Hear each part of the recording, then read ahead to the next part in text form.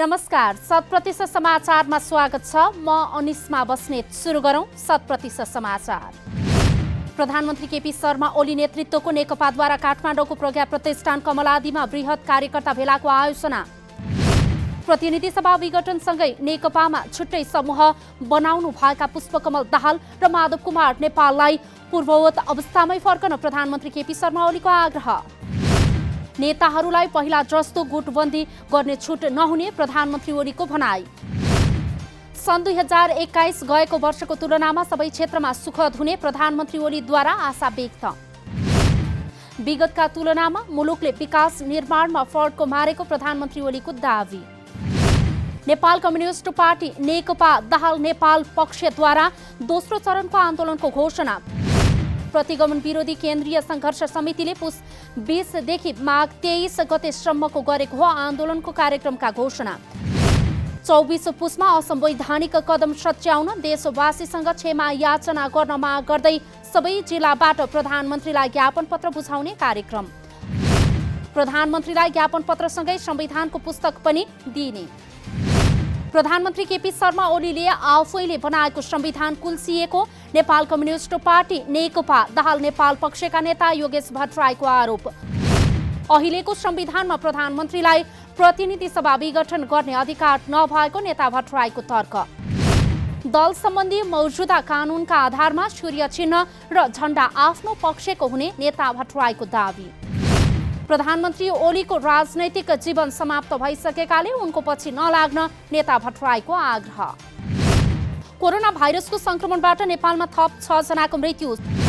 स्वास्थ्य तथा जनसङ्ख्या मन्त्रालयका अनुसार पछिल्लो 24 घण्टामा कोरोना संक्रमणबाट भएको 6 जनाको मृत्यु। यो सँगै मृतकको संख्या 1870 पुग्यो। थप 419 जनामा कोरोना भाइरस संक्रमण पुष्टि। देशभरका प्रयोगशालामा 5000 नमुना परीक्षण गरिएकोमा 419 जनामा कोरोना संक्रमण पुष्टि भएको तथ्याङ्क। यो सहित संक्रमितको संख्या 2,61,438 पुग्यो। पछिल्लो 24 घण्टामा 750 जना डिस्चार्ज। अहिलेसम्म 2,53,857 जना निको भइसकेका छन् भने देशभर 5,711 जना छन् उपचाररत। प्रतिनिधि सभा विघटनको असंवैधानिक कदम सच्याउन माग राख्दै विभिन्न पेसाकर्मी र नागरिक समाजका प्रतिनिधिहरू निरन्तर छन् सडकमा। नेकपाकै दाहाल नेपाल समूह सङ्घर्षबाटै प्रतिनिधि सभा पुनर्स्थापना गर्ने एजेन्डा बोकेर छ सडकमा। प्रमुख प्रतिपक्षी दल नेपाली कांग्रेस भने एक दिनको सांकेतिक विरोधमै बनेको छ सीमित। सत्तारूढ दल नेपाल कम्युनिस्ट पार्टी नेकपाकै दाहाल नेपाल पक्ष सङ्घर्षबाटै प्रतिनिधि सभा पुनर्स्थापना गर्ने एजेन्डा बोकेर दोस्रो चरणको गरिसकेको छ आन्दोलनका कार्यक्रमको घोषणा। अर्को विपक्षी जनता समाजवादी पार्टी जसपाले दोस्रो चरणको कार्यक्रमको गरेको छ घोषणा। राप्रपा लगायत अन्य राजनैतिक दल पनि आफ्ना एजेन्डा बोकेर निस्किएका छन् सडकमा। प्रतिनिधि सभा विघटनपछि सडकमा आएको दाहाल नेपाल पक्षले कांग्रेस र जसपासँग मिलेर संयुक्त आन्दोलनको घोषणा गरेको थियो प्रयास। कांग्रेस नेतृत्वले केन्द्रीय कार्य समिति बैठक नसकिएको भन्दै देखाएन रुचि। कांग्रेस पार्टीभित्रै फेरि सडकमा जाने कि नजाने भन्नेमा छ दुई थरी मत। सभापति शेरबहादुर देउवा प्रतिनिधि सभा विघटन विरुद्ध परेको रिटमा सर्वोच्च अदालतले गर्ने फैसला पर्खनु पर्ने हुनुहुन्छ पक्षमा। वरिष्ठ नेता रामचन्द्र पौडेल समूह भने देखिएको छ त्यसको विरोधमा। अदालतले विघटनलाई सदर गरेपछि मात्रै निर्वाचनको मुद्दा बोक्नुपर्ने कांग्रेस नेताहरूको छ भनाइ। नेपाल सरकारको आफ्नै भू उपग्रह अर्थात् स्याटेलाइट स्थापना गर्ने नीतिको कार्यान्वयनका लागि नेपाल दूरसञ्चार प्राधिकरणद्वारा प्रक्रिया सुरु। सरकारले आगामी 2 वर्षभित्र अन्तरिक्षमा आफ्नै भू उपग्रह राख्ने गरिसकेको छ घोषणा। भू उपग्रह स्थापनाका लागि सरकारले भू उपग्रह नीति 2077 समेत गरेको छ सार्वजनिक। भू उपग्रह स्थापनासँगै सन् 2024 भित्र मुलुकको कुल ग्राहस्थ उत्पादनमा डिजिटल क्षेत्रको योगदान अझ वृद्धि हुने प्राधिकरणको दावी।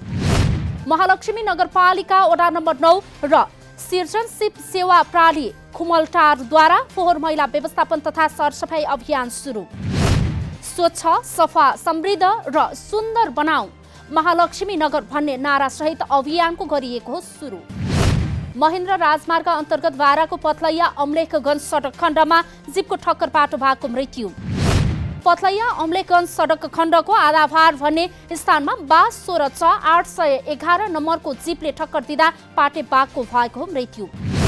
ठक्कर दिने जीप र चालक निकुञ्जको नियन्त्रणमा रहेको र आवश्यक अनुसन्धान भइरहेको निकुञ्ज कार्यालयको भनाई। प्रसिद्ध धार्मिक स्थल मुक्तिनाथ मन्दिर पुस 21 गतेदेखि सर्वसाधारणका लागि खुला हुने। सरकारवाला निकाय सम्मिलित बैठकले विभिन्न 4 बुँदे निर्णय सहित पुस 21 गतेदेखि मुक्तिनाथ मन्दिर दर्शनका लागि खुला गर्ने गरेको हो घोषणा। पुस 21 गते मंगलबारदेखि मुक्तिनाथ मन्दिरको ढोका खुला गर्ने। मुक्तिनाथ क्षेत्रमा कोभिड-19 का कारण कोही स्थानीय बिरामी परेमा मुक्तिनाथ विकास समितिको कोषबाट उपचारको व्यवस्था गर्ने। मुक्तिनाथ आउने दर्शनार्थी तथा पर्यटकलाई मन्दिर प्रवेश गर्दा PCR रिपोर्ट अनिवार्य गराउने। मन्दिरका कर्मचारीलाई कोभिड-19 को जोखिम न्यूनीकरण गराउन आवश्यक स्वास्थ्य सुरक्षा सामग्री तथा जनशक्ति उपलब्ध गराउने। मुक्तिनाथ मन्दिर विगत 10 महिनादेखि छ बन्द। मुक्तिनाथ मन्दिर खोल्नु अघि मुक्तिनाथ मन्दिर क्षेत्रमा आवश्यक स्वास्थ्य सुरक्षा बन्दोबस्त बारागुङ मुक्ति क्षेत्र गाउँपालिकाले गर्ने। मन्दिर आउने दर्शनार्थीले बढीमा 1 घण्टाको समय पाउने। मन्दिर क्षेत्रमा प्रवेश गर्ने भक्तजनलाई 108 धारा र कुण्डमा स्नान गर्न रोक लगाइने। भक्तजनले समितिले तोकेका नियममा रही भौतिक दूरी कायम गरी दर्शन गर्नुपर्ने। बारामा सरकारद्वारा तोकिएको न्यूनतम समर्थन मूल्यमा धान खरिद सुरु। जिल्लाको जितपुर सिमरा उपमहानगरपालिका 18 मा रहेका साना किसान कृषि सहकारी संस्था लिमिटेड मनहरुवाले न्यूनतम समर्थन मूल्यमा धान खरिद गरेको हो सुरु। जिल्लाका 5 वटा सहकारीलाई समर्थन मूल्यमा धान खरिद गर्न कार्यादेश लिएको भए तापनि मनहरुवा सहित हाल 3 वटा सहकारीले गरेका छन् धान खरिद प्रक्रिया सुरु। आवश्यक सहजीकरण नियमन र अनुगमन गर्ने काम गरिरहेको छ प्रधानमन्त्री आधुनिकीकरण परियोजना इकाइ कार्यालय बाराले। यो वर्षदेखि सरकारले स्थानीय सहकारीलाई जिम्मा दिएपछि किसानलाई भएको छ सहज। सरकारले मोटा धानको प्रति क्विन्टल 2735 र मध्यम धानको 2885 न्यूनतम समर्थन मूल्य गरेको छ निर्धारण। किसानको धान समर्थन मूल्यमा खरिद गरे बापत प्रति क्विन्टल 112 रुपैयाँ सहकारीलाई अनुदान दिइने। सरकारी ढिलाइका कारण यस वर्ष धेरै किसानको धान खरिद गर्न नसकिने अवस्था रहेको र धेरै किसानले यसअघि नै व्यापारीलाई धान बेचिसकेको छ तथ्याङ्क। सरकारले गरेको यो निर्णयबाट किसानले उत्पादन गरेको धान बजार मूल्य नपाएर सस्तो मूल्यमा बिक्री गर्नुपर्ने बाध्यताको अन्त्य भएको किसानहरूको दावी। सरकारद्वारा तोकिएको न्यूनतम समर्थन मूल्यमा धान खरिद गर्ने सहकारीहरूलाई सरकारले प्रति क्विन्टल 112 रुपैयाँ अनुदान दिने गरेको छ व्यवस्था। विभिन्न घटनामा आरोपित भन्दै धनुषा प्रहरीद्वारा 5 जनालाई पक्राउ गरी सार्वजनिक। जिल्ला प्रहरी कार्यालय धनुषाद्वारा CIB लगायतका नक्कली परिचय पत्र तथा स्ट्याम्प बनाउने गिरोहका 4 र 5 वर्षका बालकलाई ज्यान मार्ने 1 महिला सहित 5 जनालाई पक्राउ गरी सार्वजनिक। जिल्ला प्रहरी कार्यालय कञ्चनपुरद्वारा विभिन्न आपराधिक घटनामा संलग्न भएका अभियुक्तहरू सार्वजनिक। विभिन्न लुटपाट कुटपिट तथा हत्या हिंसामा संलग्न अभियुक्तहरूलाई प्रहरीले शनिबार पत्रकार सम्मेलन गरी गरेको हो सार्वजनिक। राजस्व अनुसन्धान विभागद्वारा नक्कली भ्याट बिलको कारोबार गर्ने 28 जना विरुद्ध उच्च अदालत पाटनमा मुद्दा दायर। राजस्व छली गर्ने सर्लाही जिल्ला घर भई पद्म कोलोनी सीतापाइला काठमाडौँ बस्ने रामकिशोर प्रसाद समेत 28 जनाबाट 1 अर्ब 32 करोड 46 लाख विभागद्वारा माग दावी। मोहन ट्रेड इन्टरनेसनलका सञ्चालक रामकिशोरले कमजोर आर्थिक अवस्था भएका मजदुर लगायतका व्यक्तिको नाममा 26 वटा फार्म दर्ता गरी नक्कली बिक्री बीजक जारी गरेको खुलासा। आर्थिक वर्ष 2071-72 देखि 2074-75 सम्ममा भ्याट तथा आयकर राजस्व चुहावट गरेको खुलासा। सञ्चालकले भ्याटतर्फ 43 करोड र आयकरतर्फ 86 करोड तथा लाभांश करतर्फ 2 करोड राजस्व चुहावट गरेको विभागको दावी। मोहन ट्रेड इन्टरनेसनलका सञ्चालक विरुद्ध राजस्व अनुसन्धान तथा नियन्त्रण ऐन 2052 अनुसार कारबाही प्रक्रिया अघि बढाइएको विभागको भनाई। सुरक्षा खर्च सम्बन्धी विधेयकमा अमेरिकी राष्ट्रपति डोनाल्ड ट्रम्पले प्रयास गरेको भिटोलाई अमेरिकी कङ्ग्रेसद्वारा अस्वीकृत। अमेरिकामा कुनै पनि विधेयक कानुन बन्नको लागि कङ्ग्रेस र राष्ट्रपति दुवैको सहमति हुन्छ आवश्यक। कांग्रेसले ल्याएको विधेयकमा नीतिगत असहमति रहे राष्ट्रपतिले आफ्नो भिटो प्रयोग गरी कानुन बन्नबाट रोक्न सक्नेछ व्यवस्था। ट्रम्पको 4 वर्ष शासनकालमा पहिलो पटक उनको भिटो संसदले गरेको हो रद्द। 740 बिलियन US डलरको विधेयकले सुरक्षा सम्बन्धी नीतिलाई वित्त प्रदान गर्ने गरिएको छ उल्लेख। राष्ट्रपति ट्रम्पले विधेयकले अफगानिस्तान र युरोपबाट अमेरिकी सेना फिर्ता ल्याउने प्रक्रियालाई सीमित गर्ने भन्दै जनाएका थिए असन्तुष्टि।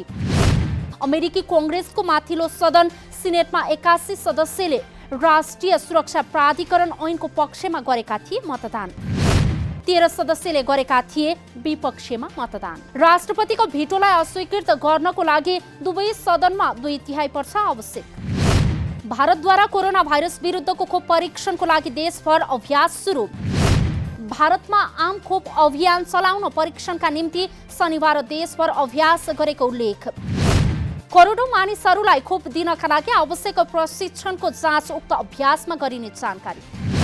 औषधि विज्ञहरूको समूहले भारतमा अक्सफोर्ड विश्वविद्यालय तथा एस्ट्राजेनेका कम्पनीले विकास गरेको खोप प्रयोग सिफारिस गरेको भोलिपल्ट देशभरि तयारी जाँच खोप लगाउने गरिएको हो अभ्यास। नयाँ वर्षको सुरुवात र अमेरिकी राष्ट्रपति डोनाल्ड ट्रम्पको कार्यकाल समाप्त हुने तिथि नजिकै गर्दा इरान र अमेरिका बीच सैन्य मुठभेडको स्थिति देखियो। अमेरिकाले आफ्नो परमाणु बम पर्सियन खाडीमा पठाएको इरानले लगाएको छ आरोप। ट्रम्प प्रशासनले विगत 48 घण्टामा इरानी नौसेनामा सक्रियता देखाएको गरेको छ दावी। करिब 1 वर्ष पहिला अमेरिकाले इरानका सबैभन्दा शक्तिशाली सैन्य कमान्डर कासिम सुलेमानीको हत्या गरेपछि दुई देश बीचको तनाव पुगेको हो उत्कर्षमा। जो बाइडेनको जितले आक्रोशित ट्रम्प पद छाड्नु अघि अब आउने सरकार समक्ष कठिन परिस्थिति निम्त्याउन इरानसँगको विवादलाई थप जटिल बनाउने प्रयास गर्न सक्ने विश्लेषकहरूको छ अनुमान। बाइडेनको योजना भने इरानमाथि ट्रम्पले दिइरहेको दबावलाई कम गरी इरानलाई परमाणु सम्झौतामा रहेको छ फर्काउनु।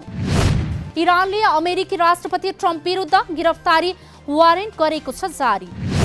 ट्रम्पको गिरफ्तारीका लागि इरानले इन्टरपोलसँग पनि मागेको छ मद्दत। इरानले ट्रम्प लगायत अन्य 30 जना भन्दा धेरै व्यक्तिहरूमाथि बगदादका कैयौं स्थानमा ड्रोन आक्रमण गरेको लगाएको छ आरोप। विभागीय टिम एपीएफ क्लब दाङमा जारी प्रधानमन्त्री कप राष्ट्रिय महिला क्रिकेट प्रतियोगिताको फाइनलमा प्रवेश। पहिलो सेमी फाइनलमा सुदूरपश्चिम प्रदेशलाई 9 विकेटले पराजित गर्दै एपीएफ पुगेको हो उपाधि नजिक। सुदूरपश्चिमले दिएको 61 रनको लक्ष्य एपीएफले 15 ओभरमा मात्र 1 विकेट गुमाएर गर्यो पुरा। एपीएफको जितमा ज्योति पाण्डेले अभिजित रहँदै जोडिन् 26 रन। पहिले ब्याटिङ गरेको सुदूरपश्चिमले 16 ओभरमा 7 विकेट गुमाएर बनाएको थियो 60 रन। 100% समाचार अहिलेलाई यति नै। नमस्कार।